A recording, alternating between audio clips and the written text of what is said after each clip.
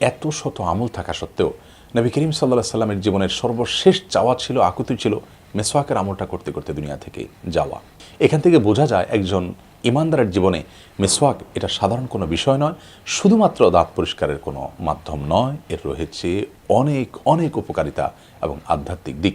আসসালামু আলাইকুম ওয়া রাহমাতুল্লাহি ওয়া বারাকাতুহু। আলহামদুলিল্লাহ, আসসালাতু ওয়াসসালামু আলা রাসূলিল্লাহ বাদ। সুপ্রিয় দর্শক, মিসওয়াক যেটাকে আমরা কেবলই দাঁত এবং মুখ পরিষ্কার করার মাধ্যম এবং উপকরণ মনে করে থাকি, মূলত মিসওয়াক এতটা সাধারণ বা তুচ্ছ কোনো বিষয় নয়। মিসওয়াককে শুধুমাত্র দাঁত পরিষ্কার করার মাধ্যম মনে করার কারণেই আমাদের মুসলমানদের পকেট থেকে আজকাল মিসওয়াক উধাও হয়ে গেছে, হারিয়ে গেছে। কারণ দাঁত পরিষ্কারের জন্য আরও অনেক সুন্দর এবং অনেক উপযোগী উপকরণ আমাদের হাতের নাগালে আজকাল আছে, সেজন্য মিসওয়াকটাকে আমরা আর খুব বেশি প্রয়োজনীয় কোনো বিষয় মনে করছি না। অথচ কোরআন এবং হাদিস ঘাটলে আমরা দেখতে পারি মিসওয়াক এটা শুধুমাত্র দাঁত পরিষ্কার, মুখ পরিষ্কারের কোনো মাধ্যম নয়, বরং এর রয়েছে অনেকগুলো আধ্যাত্মিক এবং সুপ্ত উপকারিতা। একজন ইমানদার সেই উপকারিতাগুলো অর্জন করতে পারেন নিয়মিত মিসওয়াক করার মাধ্যমে। আম্মাজান আয়েশা রাদিয়াল্লাহু তাআলা আনহা বর্ণিত হাদিসে নবী করিম সাল্লাল্লাহু আলাইহি ওয়াসাল্লাম বলেছেন, আস-সিওয়াকু মাতহারাতুন লিল ফাম ওয়া মারদাতুন লির রব। যার অর্থ হলো মিসওয়াক এটা যেমন মুখ পরিষ্কার করার মাধ্যম উপকরণ, একই সঙ্গে এটি আল্লাহ রাব্বুল আলামিন মহান সৃষ্টিকর্তা যিনি, সেই রবের সন্তুষ্টি এনে দেওয়ার মাধ্যমও বটে। দুনিয়ার একজন সাধারণ ক্ষমতাধর মানুষকে সন্তুষ্ট করা কত কঠিন কাজ সেটা আমরা সবাই কম বেশ জানি। অথচ নিয়মিত মিসওয়াকের মাধ্যমে একজন ইমানদার তিনি আল্লাহ রাব্বুল আলামিনের দাসানুদাস, তুচ্ছাতি তুচ্ছ এক সৃষ্টি হওয়া সত্ত্বেও মহান রব্বুল আলামিনের সন্তুষ্টি অর্জন করতে পারেন। এই মিসওয়াকের বিষয়ে নবী করিম সাল্লাল্লাহু আলাইহি সাল্লামের যে নির্দেশনা, তার ভাষ্যের দিকে একটু খেয়াল করলে আমরা দেখব যে সেটি কোনো সাধারণ বিষয় নয়। বুখারী, মুসলিম সহ বিভিন্ন হাদিসের কিতাবগুলোতে একযোগে বর্ণিত হয়েছে যে নবী করিম সাল্লাল্লাহু আলাইহি সাল্লাম বলেছেন, লাউলা আন আশুক্কা আলা উম্মতি লা আমারতুহুম বিসওয়াক মা কুল্লি ওয়াদু ওয়া ফি রাওয়ায়াতিন মা কুল্লি সালাহ। যার অর্থ হলো আমার উম্মতের জন্য প্রত্যেক ওযুতে, কোনো কোনো বর্ণনা আসছে প্রত্যেক নামাজের সময় মিসওয়াক করাটাকে অবধারিত, অপরিহার্য, ফরজ এবং ওয়াজিব করে দেওয়া হতো। কিন্তু এটা আমি করিনি এজন্য যে এটা করে দিলে তাদের জন্য সেটি অনেক বেশি কষ্টের কারণ হবে এবং এই ফরজ আদায় করাটা তাদের জন্য টাফ হয়ে যাবে।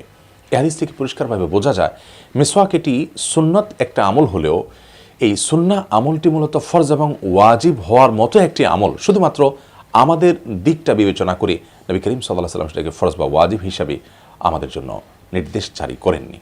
প্রিয় দর্শক, এই হাদিসের আলোকে বোঝা যায় মিসওয়াক এটি সাধারণ কোনো সুন্নাহ নয়।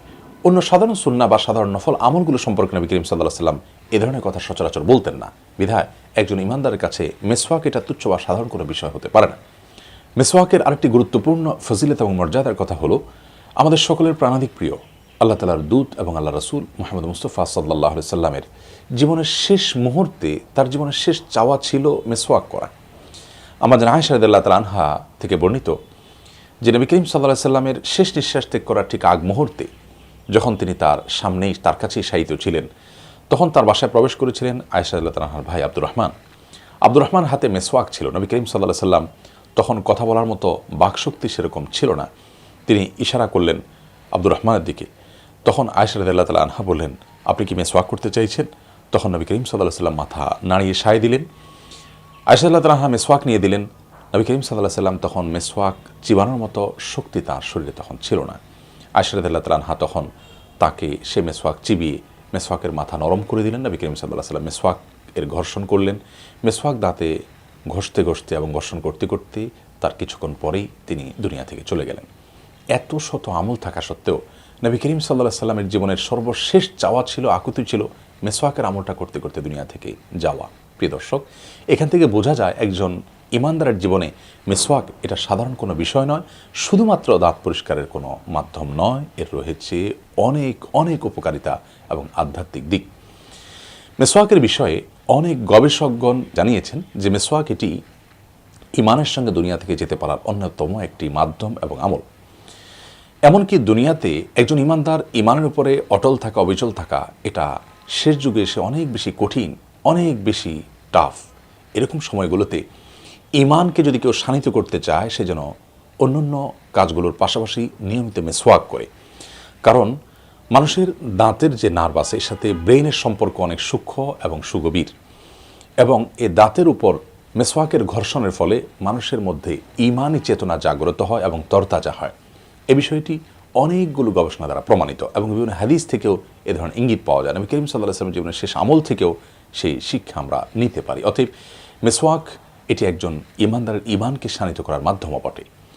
মিসওয়াকের উপকারিতার মধ্যে থেকে অন্যতম একটি হলো যে কোনো মানুষ যখন কোরআনে কারীমের তেলাওয়াতের সময় মিসওয়াক করেন তখন তার এই তেলাওয়াতের অনুকরণ করেন স্বয়ং ফেরেশতারা। এবং নবী করিম সাল্লাল্লাহু আলাইহি ওয়াসাল্লাম সংক্রান্ত একটি হাদিসে বলেছেন, তোমাদের মুখকে তোমরা পবিত্র করো। তার ভাষ্য যদি আমরা লক্ষ্য করে দেখতে পাবো, তিনি বলেছেন তয়্যিবু আফওয়াহাকুম বিসওয়াক, তোমরা তোমাদের মুখকে পবিত্র করো মেসওয়াক দিয়ে।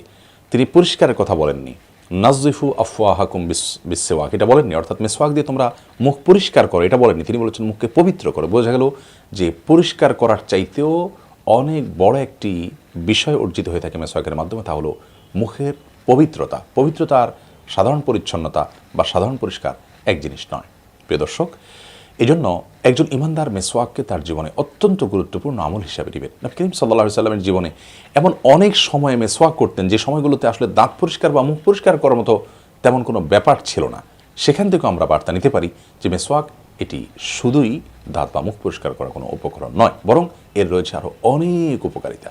নবী আলাইহিস সালাম বলেছেন, যে সমস্ত সুনানুল ফিতরা রয়েছে সমস্ত নবী রাসূলদের জন্য আল্লাহ তাআলার তরফ থেকে যে সুন্নাহ রয়েছে, নবী রাসূলরা সবাই যে সুন্নাহগুলো ফলো করেছেন, শুধুমাত্র আমাদের নবী সাল্লাল্লাহু আলাইহি ওয়াসাল্লামের সুন্নাহ নয়, আগের যুগের সবার সুন্নাহ ছিল এবং এটা প্রকৃতিগত সুন্নাহ। সেই সুন্নাহগুলোর মধ্যে থেকে একটা হলো মিসওয়াকের এই আমলটি। অতএব একজন ঈমানদার মিসওয়াককে খুব গুরুত্বের সাথে আমল করবে, সবসময় আমল করার চেষ্টা করবে। প্রিয় দর্শক, আমরা কোন কোন সময় মিসওয়াক করতে পারি? নবী করিম সাল্লাল্লাহু আলাইহি ওয়াসাল্লামের জীবনে আমরা দেখতে পারি তিনি ওযুর সময় মিসওয়াক করতেন। ওযুর সময় ঠিক কখন মিসওয়াক করব এ বিষয়ে সবচেয়ে প্রসিদ্ধ এবং সবচেয়ে গ্রহণযোগ্য মত হলো দুনো হাতের কবজি ধোয়ার পর একজন অজুকারী ব্যক্তি মিসওয়াক করবেন, তারপর তিনি কুলি করবেন এবং সামনের দিকে অজুকে অগ্রসর করে নিয়ে যাবেন। তার মানে অজুর সময় মিসওয়াকটা যেন অবশ্যই থাকে। আজকাল আমরা কয়জন মানুষ অজুর সময় মিসওয়াক করার সৌভাগ্য অর্জন করতে পারি? ঠিক একইভাবে সালাতের সময় মিসওয়াকের কথাও হাদিসে রয়েছে।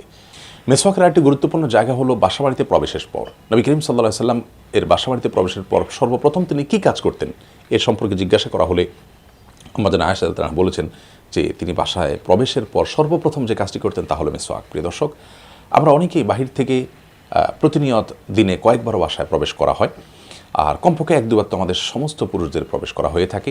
আমরা কজন মানুষ আছি যে বাহির থেকে বাসায় প্রবেশ করার পর পকেট থেকে মিসওয়াকটা নিয়ে মিসওয়াক করতে করতে আমরা বাসায় প্রবেশ করে অন্যান্য কাজ করি? আমার মনে হয় আমাদের জীবনে খুব কম সংখ্যকবার এই আমলটি হয়েছে বা হয়ে থাকে।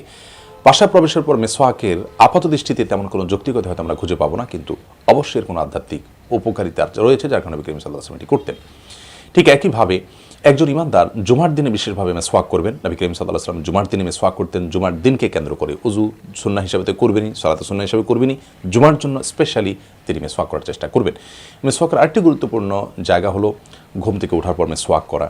নবী করিম সাল্লাল্লাহু আলাইহি ওয়াসাল্লাম সেটি করতেন। কোরআনে কারীমের তেলাওয়াতের সময় মিসওয়াক করা। কজন মানুষ আমাদের জীবনে এই আমলটা করার সুযোগ পেয়েছি?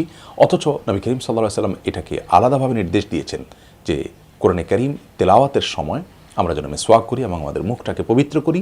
যদি করি তাহলে আমাদের তেলাওয়াতের অনুকরণ করবে স্বয়ং ফেরেশতাগণ। এটি অনেক বড় মর্যাদার একটি বিষয়।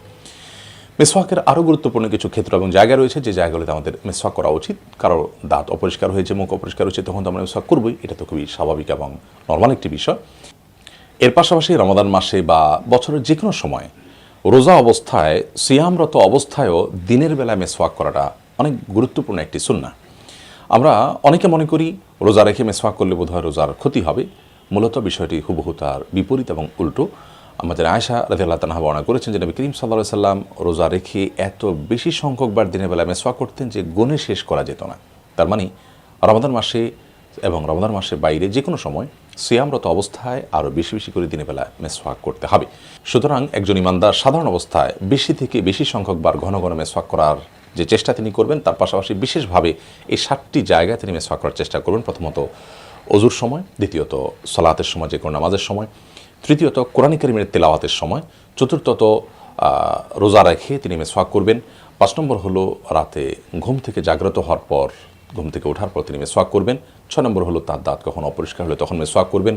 7 নম্বর হলো জুমার দিনে তিনি মিসওয়াক করবেন। এছাড়াও যত বেশি সংখ্যক মিসওয়াক করা যাবে ততই একজন ঈমানদার কল্যাণ অধিকারী হতে পারবেন ইনশাআল্লাহ বিদিনা। সাধারণত যে কোনো ভালো কাজ ডান দিক দিয়ে করা সুন্নাহ, অতএব মিসওয়াকও ডান দিক দিয়ে করা সুন্নাহ। প্রিয় দর্শক, আসুন মিসওয়াককে সাধারণ কোনো বিষয় না করে এটাকে আমাদের জীবনের অবিচ্ছেদ্য একটি আমল বানিয়ে নিই। আমাদের জীবনসঙ্গী করে নিই এবং পরিবারের সমস্ত সদস্যদেরকে মেসওয়াকের গুরুত্ব বোঝাতে চেষ্টা করি। নবী করিম সাল্লাল্লাহু আলাইহি সাল্লাম যেটিকে ফরজ বা ওয়াজিব করে দিতে চেয়েছেন সেটি আমাদের জীবনে সুন্নাহ হিসাবেও টিকে থাকবে না, এটা কোনো ঈমানদারের জন্য শোভনীয় হতে পারে না। অতএব আসুন মেসওয়াকের বহুবিধ কল্যাণকর দিক অর্জন করার জন্য মেসওয়াককে আমরা সবাই সঙ্গে রাখি এবং নিয়মিত করার চেষ্টা করি। আল্লাহ তাআলা আমাদের সকলকে আমাদের তৌফিক দান করুন। আসসালামু আলাইকুম ওয়া রাহমাতুল্লাহি ওয়া বারাকাতুহু।